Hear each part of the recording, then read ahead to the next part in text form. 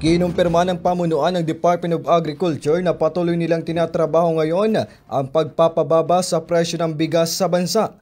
Ayon kay Agriculture Secretary Francisco Tio Laurel Jr., target nilang maabot ang murang bigas sa mga merkado sa buong bansa sa susunod na taon.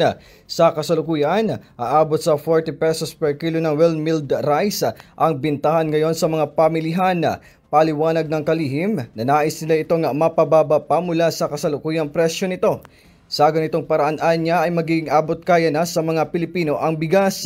Upang maisakatuparan niya ito, sinabi ng kalihim na nakikipag-ugnayan na sila sa ngayon sa mga lokal na pamalaan ng Metro Manila para pang mapalawak ang mga kadiwa ng Pangulo sa public market ng bansa.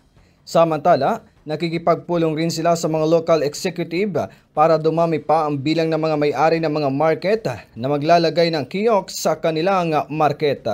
Para sa 96.7 Rinconada News FM, ini si Melchor Bongolto, nagbabalita ng tapat, naglilingkod ng sapat.